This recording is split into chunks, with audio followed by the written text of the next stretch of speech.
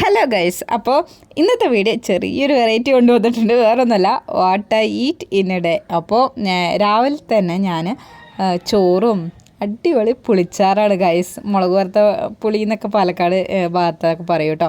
പിന്നെ കൂർക്ക ഉപ്പേരിയും പുളിച്ചാറുമാണ് കേട്ടോ രാവിലെ തന്നെ. അപ്പോൾ അതൊരു പിടിയും പിടിച്ച് ആഹാ അടിപൊളിയാണ്. ഈ കോമ്പിനേഷൻ ഇഷ്ടമുള്ളവരുണ്ടെങ്കിൽ ഒന്ന് കമൻറ്റ് ചെയ്യണം കേട്ടോ.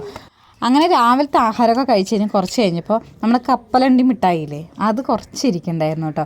അപ്പോൾ അതൊരു ചെറിയ കഷ്ണം എടുത്ത് കഴിച്ചു. പിന്നെ ഉള്ള നീലന് വാമിക്ക് എടുത്ത് വെച്ചു കഴിച്ചു. പിന്നെ അത് കഴിഞ്ഞിട്ട് നമ്മുടെ വാമി അംഗൻവാടി പോയിട്ട് വരുമ്പോൾ കുറച്ച് പായസം കൊണ്ടുവരും കേട്ടോ. അംഗൻവാടി സ്പെഷ്യൽ പായസമാണ്. നമുക്ക് ഇങ്ങനെ ഒരു വെറൈറ്റി വേറെ എവിടെയും കിട്ടില്ല. ചില സമയത്ത് ഫ്ലോപ്പ് ആവട്ടോ, പക്ഷേ ചില സമയത്ത് നല്ല കിടിലമാണ്. നൈസ് മധുരമൊക്കെ കേട്ടോ, കുറച്ചൊക്കെ മധുരം ഉണ്ടാവുള്ളൂ. പിന്നെ 4 മണിയപ്പോൾ കട്ടൻ ചായ, നല്ല ചൂട് കട്ടൻ ചായയും. ഞാൻ അതിനോടൊപ്പം ഇല്ലേ, ഈ സ്നാക്സിൻ്റെ പേരെന്താണെന്ന് എനിക്കറിയില്ല കേട്ടോ. പക്ഷേ നമ്മുടെ ബണ്ണിൽ ഇച്ചിരി മധുരമൊക്കെ ഇട്ടിട്ടുള്ളൊരു ഐറ്റമാണ്. സാധാരണ കഴിക്കുമ്പോൾ സോഫ്റ്റാണ് ഉണ്ടാവാറ്. ഇതിലെന്താണ് ചെറുതായിട്ടൊന്ന് ഒരു പിടുത്തമുണ്ട്.